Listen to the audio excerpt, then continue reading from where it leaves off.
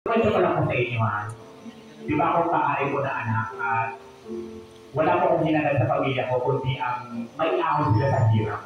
Dahil ang hirap maging mahirap sa bansang Pilipinas. Di ba? Pag mahirap ka, ang baba ng siningayo ng ibang tao. Kaya dahil ko doon, nagsubigat ako sa buhay. Ginawa ko lahat ng mga posibleng at legal na trabaho para makaraos kayo sa buhay.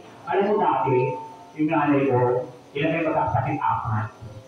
Isang lunis ulam namin. Tapos sinasabawan ng maraming tubig. Yung walang lasa yun. So ginagawa niya, nilalagay niya ng asin para magkalasa. Ngayon, so laging ganun yung ginagawa ng nanay ko. Pupunta kami ng bukid, para mangahoy ng panggatong, pupunta kami ng mga ilog, para makuha ng mga ulam. Sobrang hirap ng buhay pinagdaan namin noon. Sabi ko, saan ka nilalagay ng panahon kung habang buhay ganito naging sitwasyon ng buhay namin. Kaya nag-decide po ako naman na dito para sa Pilipinas, marami po ako pinasukan mga trabaho. Nag-abroad po ako, sinigap kong magkaroon, mag-ipon. Dahil sabi ko, pipipali nang wala para sa sarili ko, meron lang po sa aking pamilya. At ito pa nung unang sahod sa abroad noon, nagpadala ako sa nanay ko. Sabi ko, ma, mag-charity naman tayo. Kasi ang tagal ng panahon na hindi sila nakakaskin ng charity. Ilang taon na, kaya sabi ko, pag nagkapera ako, bumili kayo ng Jollibee. So, ang ginawa ng nanay ko, hindi siya bumili ng Jollibee. Ang ginawa niya, pinangkay niya ng utang niya.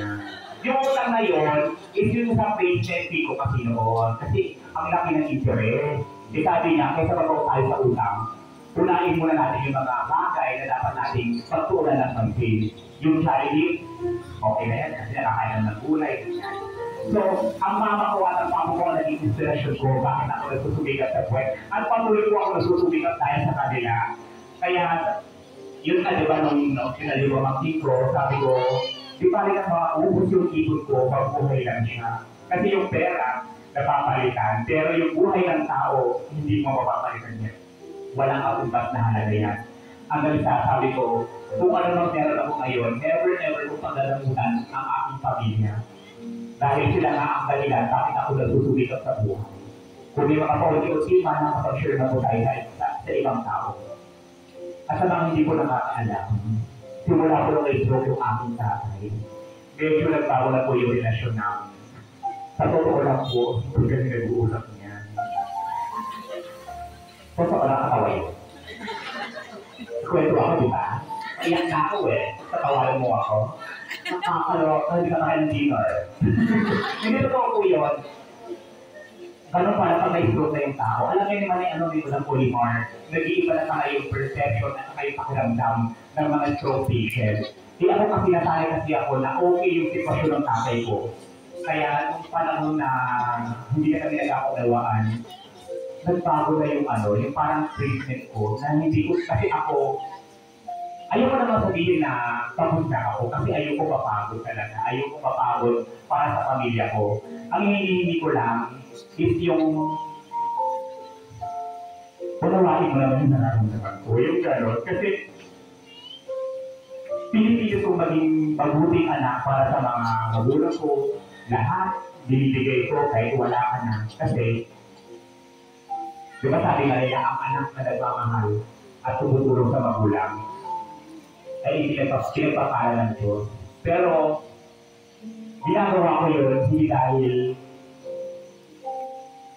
doon, kundi kasi magulang ko sila, mahal na mahal ko sila, at sila ang dahilan kung bakit ako nandito ngayon. Ito pa palakpa. Hindi yun nga, kaya gusto ko lang po sabihin na hindi ko masasabi sa personal sa kanila na mahal ko sila. Although si mama ko lang sasabihan ko yan na kung ayun, talaga na yung kwento ko.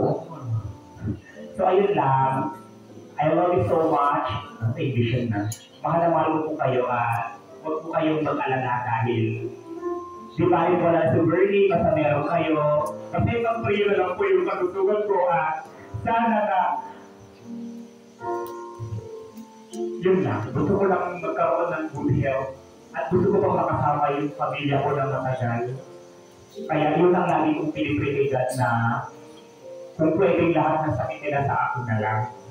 Kasi matagal na sila. Ako kahit kakayanin ko, nagdami ko na nagpasal ng pagsulong. Ngayon pa ako susuko, di ba? Kaya, ayun lang, sana po, pagpalain po kayo ni Lord God, bigyan pa kayo ng mahabang buhay na magkakasama po tayo.